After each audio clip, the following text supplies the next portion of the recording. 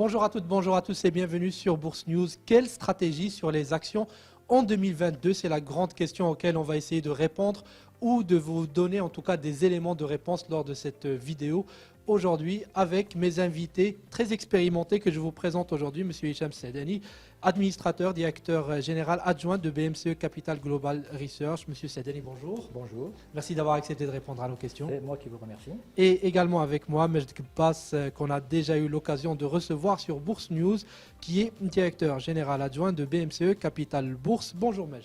Bonjour Adil, merci pour l'invitation. Merci à vous. Alors messieurs, on le disait en introduction, on a connu une année 2021 exceptionnelle avec une hausse du MASI de 18%. Cette année 2022 démarre tout aussi bien. Là, on est à peu près à 3,5% de hausse. Et la question légitime qu'on peut se poser aujourd'hui, bien, en fait, il y a deux questions à se poser. Est-ce que tout cela va se poursuivre sur les actions? Et puis deuxièmement, quelle est la stratégie à adopter? Et on verra avec vous aujourd'hui quelle est celle, en tout cas, que conseille BMCE Capital Global Research à ses clients. Alors, on va démarrer avec cette première question. Pour vous, après cette année 2021 de hausse, est-ce qu'il y a encore des catalyseurs haussiers pour le marché action cette année? Alors effectivement, l'année 2021 était exceptionnelle à plusieurs égards avec cette performance remarquable qui en partie rattrape ce qu'on a perdu en 2020 et en partie aussi reflète tout le potentiel de notre marché, notamment sur la partie qui a été, je dirais, engrangée en 2021, ou du moins celle qu'espèrent les investisseurs pour 2021, puisque les comptes ne vont être publiés que entre février et fin mars 2022. Déjà, sur ce qu'on a aujourd'hui, par rapport aux dernières publications, la tendance est bonne. Et je pense que le marché reflète cela. Mais je laisserai plus la parole à mon collègue Simejd pour revenir un peu plus dans le détail sur la partie marché. Moi, pour ma part, sur les catalyseurs, je resterai sur la partie macroéconomique. Et je pense que sur la macro, nous restons sur une bonne tendance. Une bonne tendance puisque nous attendons une croissance économique à peu près de 3%, en décélération certes par rapport à 2021, mais tout de même une bonne croissance à venir qui malheureusement pourra dépendre aussi de l'évolution de la composante agricole. Ceci étant, la dynamique de la consommation interne devrait continuer à porter, je dirais, la croissance du PIB, et elle pourra aussi être alimentée par une bonne dynamique de la demande externe, de la demande internationale adressée au Maroc. Donc, de belles perspectives pour les entreprises et une macro qui reste quand même porteuse. Sur le plan marché, Majd Kbass, est-ce qu'il y a d'autres éléments à signaler? Oui, effectivement, comme le disait Hicham, en termes de croissance, je pense que l'élément qu'il faut retenir et qui a porté la performance en 2021, c'est la croissance des sociétés. La croissance de masse bénéficiaire est attendue pratiquement autour de 11% pour l'année 2022, donc une croissance à deux chiffres. Là, on est dans un contexte, somme toute, normal. On n'est plus dans l'effet d'effet de seuil ou l'effet de base qui a prévalu en 2021. Donc, croissance masse bénéficiaire qui est toujours positive. Deuxième élément, et non des moindres, c'est bien évidemment le contexte de taux bas qui favorise toujours un arbitrage en faveur du marché action. Donc ça, c'était le principal catalyseur, on va dire, en 2021 qui expliquait les flux, notamment instit sur le marché action, parce que n'ayant pas d'alternative d'investissement, les investisseurs se sont rabattus sur le marché action qui offrait des rendements à dividendes de 3, 3,5, nettement supérieurs à un 10 ans, par exemple, qui transigeait autour de 2,40, 2,30. Et bien évidemment, un autre catalyseur que nous espérons tous, c'est de revoir les IPO revenir sur le marché. Souvenez-vous, on avait clôturé l'année 2021 en apothéose avec l'introduction de TGCC. Donc j'espère qu'en 2022, d'autres lieux emboîteront le pas et viendront justement entretenir cette dynamique qui est plutôt favorable. Hicham Saadani, peut-être un commentaire sur la masse bénéficiaire attendue en cette année 2021. Et puis une question un peu rattachée à celle-là, c'est celle des valorisations. Est-ce que vous pensez que les valorisations actuelles sur le marché sont justifiées par ces anticipations? Nous sommes aujourd'hui sur, on va dire, deux types de prévisions. Prévisions pour 2021 estimées, puisque nous attendons, comme je l'ai dit à l'instant, les résultats définitifs qui vont être publiés entre février et mars.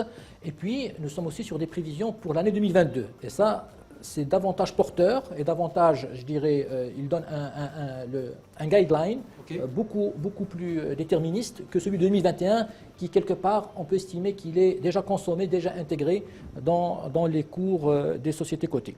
Alors déjà pour 2021, il faut savoir que nos prévisions de croissance bénéficiaire tablent sur une hausse de 52% à 26 milliards de dirhams.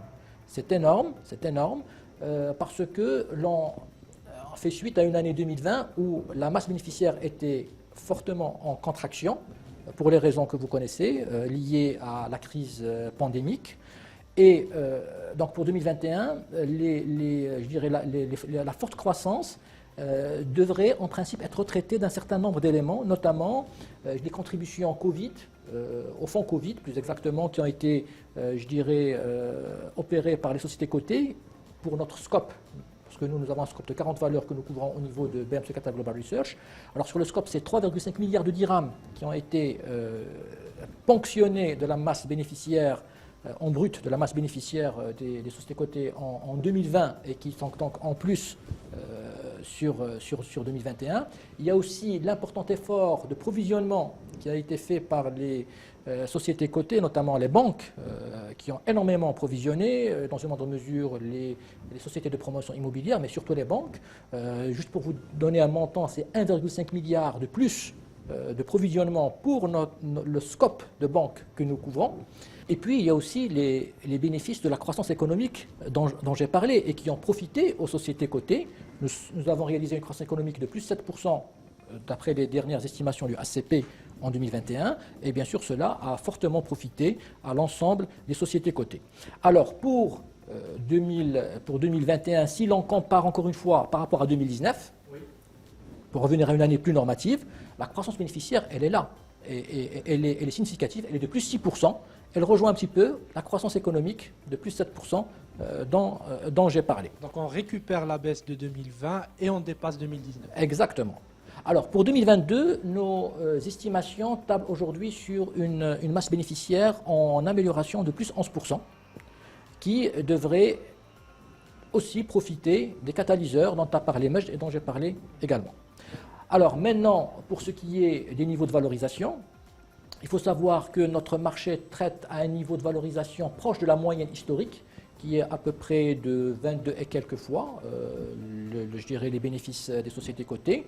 Alors en 2022, nous devrions traiter à 23, 24 et quelques les bénéfices des sociétés cotées, ce qui fait notre marché un marché un peu cher, si l'on compare un petit peu au marché équivalent comparable à travers la région, notamment MENA.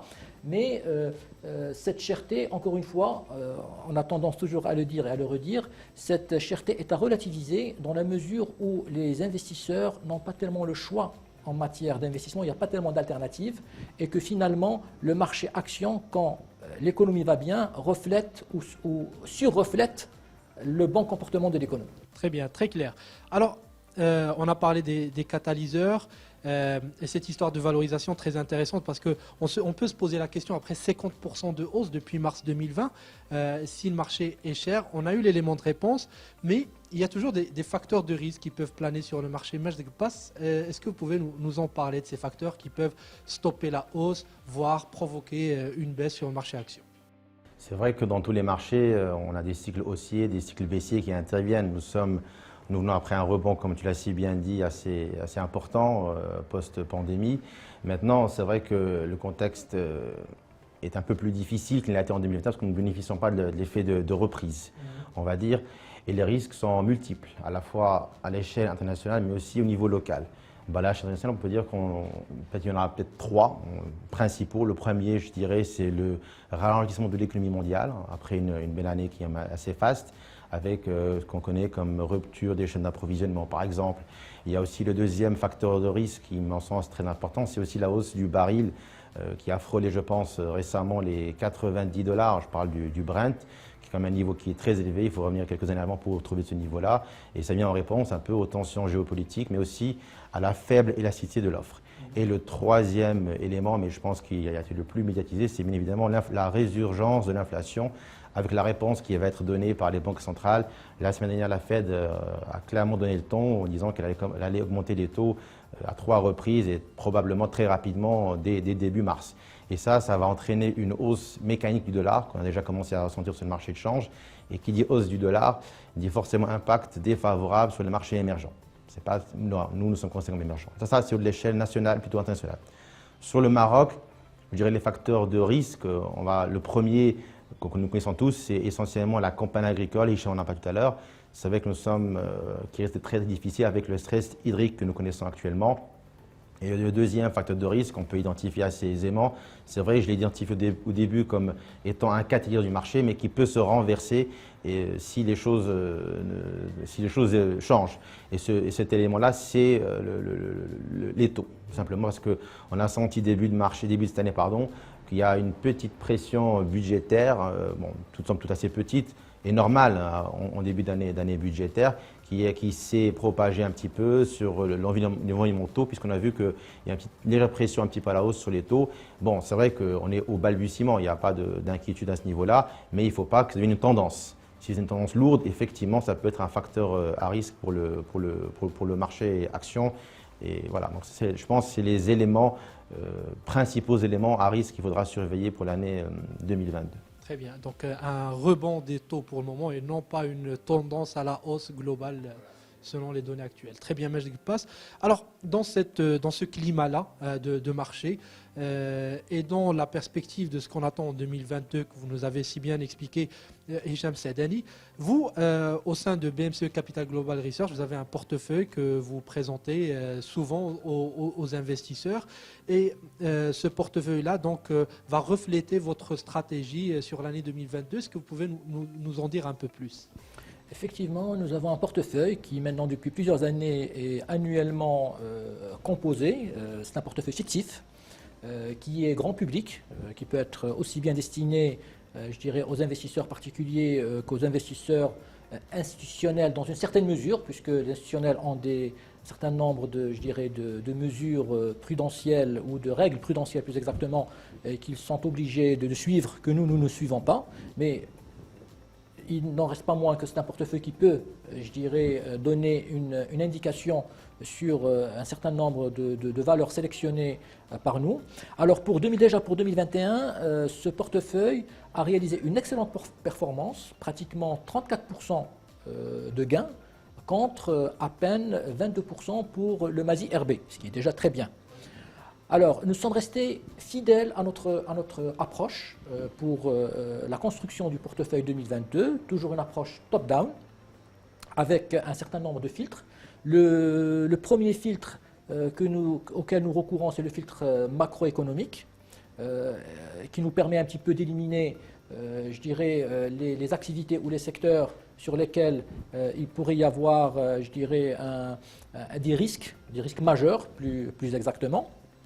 Et donc par la suite, suivant le principe de l'entonnoir, nous cherchons à sélectionner les secteurs les plus porteurs et parmi les secteurs les plus porteurs, nous essayons aussi d'aller choisir les valeurs cotées qui ont, je dirais, le potentiel le plus important. À cela s'ajoutent d'autres filtres plus techniques en ce qui concerne la volatilité, la liquidité, je dirais la pondération du titre globalement dans ces indices de référence.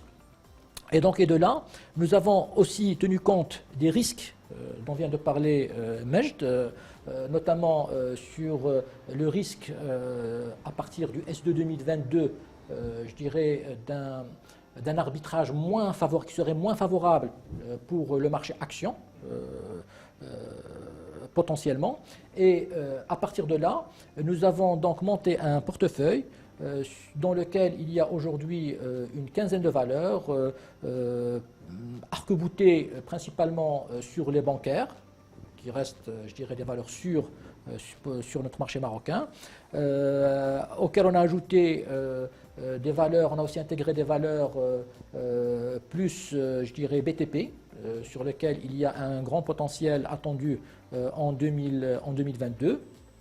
Et tout cela, bien sûr, dans une optique défensive, puisqu'on est un peu, je dirais, toujours suspendu à la crise pandémique. La crise pandémique n'a pas encore je dirais, livré son dernier souffle malheureusement, et donc on doit rester extrêmement vigilant. Le potentiel qui est aujourd'hui estimé par nous pour ce portefeuille est aux alentours, pour le moment, d'après nos dernières estimations, et pour le moment de 7% pour 2022. Très bien, on va afficher ce portefeuille-là à l'écran. Et vous en parliez, vous prémunir contre une éventuelle hausse des taux au deuxième semestre. Quel type de valeurs on choisit à ce moment-là? Est-ce qu'on est sur des valeurs à haut rendement, plutôt des valeurs de croissance? Qu'est-ce qu'on doit mettre dans son portefeuille pour se prémunir contre ce risque? Alors, déjà, il faut rester sur des valeurs défensives. Et quand je parle de valeurs défensives, alors au Maroc, parce que l'appellation défensive peut changer d'un pays à un autre en fonction de la maturité du marché. Alors au Maroc, c'est principalement, comme je l'ai dit, les banques, que l'on peut considérer comme des valeurs défensives. C'est l'agroalimentaire, que l'on peut considérer comme des valeurs défensives. La partie travaux publics aussi, puisqu'il y a des budgets importants en matière d'investissement public. Pour 2022, on parle d'un budget d'investissement de 240 ou 245 milliards de dirhams, dont quasiment 100 milliards qui seraient destinés aux infrastructures. Donc c'est autant d'activités pour les entreprises de travaux publics, qu'il fasse beau ou qu'il pleuve. C'est une activité qui est quasiment garantie pour ces entreprises en principe. Donc, c'est un petit peu l'orientation vers des secteurs où une hausse des taux ne pourrait pas altérer la bonne marche de l'activité.